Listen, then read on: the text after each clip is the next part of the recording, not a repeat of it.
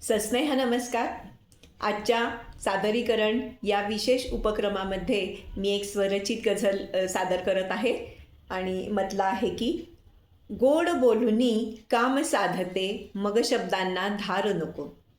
गोड बोलूनी काम साधते मग शब्दांना धार नको.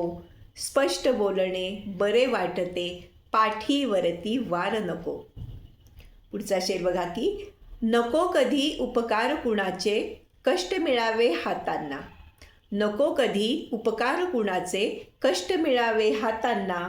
घाम गाळूनी पोट भरावे धरणीवरती भार नको. नवती अबला नसणार कधी तू.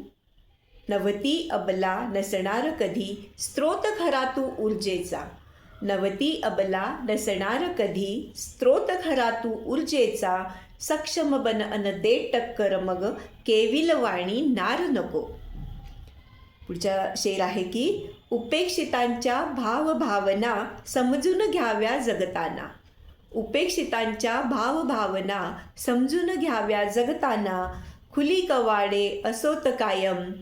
खुली कवाडे असोत कायम बंद मनाचे दार नको. आणि शेवटचा शेर आहे की अहमपणा कुरवाळत जाणे. अहमपणा कुरवाळत जाणे काम नव्हे हे शौर्याचे.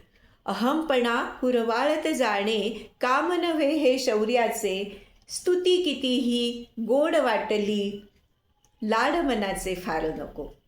आणि गोड बोलूनी काम साधते मग शब्दांना धार नको. स्पष्ट बोलणे बरे वाटते पाठीवरती वार नको. धन्यवाद.